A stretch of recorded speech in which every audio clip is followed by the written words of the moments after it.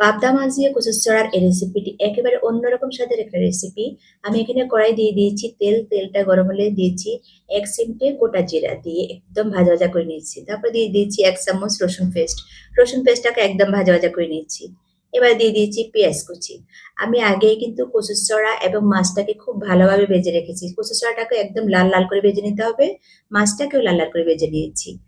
এই যে মশলাটা পেস্টটা একদম নরম নরম করে ভেজে নিব, নিয়ে এখানে পানি দিয়ে দিব, দিয়ে অন্য মশলাগুলো দিয়ে দিব। হাফ চামচ দিয়েছি হলুদের গুঁড়া, ১ চামচ দিয়েছি মরিচের গুঁড়া, হাফ চামচ দিয়েছি জিরার গুঁড়া, হাফ চামচ ধনিয়ার গুঁড়া দিয়ে লবণ দিয়েছি, দিয়ে খুব ভালোভাবে মশলাটা কষিয়ে নিব।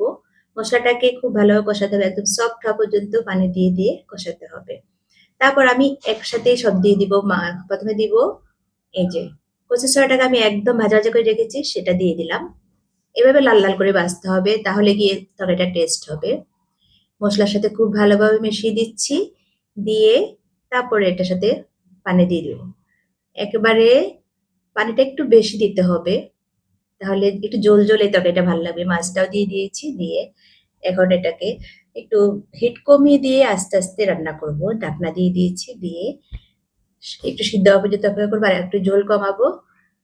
রান্না কিন্তু আমার হয়ে গেছে, এখন আমি ধনেপাতা দিয়ে নামিয়ে ফেলবো। ভীষণ মজার এই তরকারিটা, দেখতে অনেক সুন্দর হয়েছে।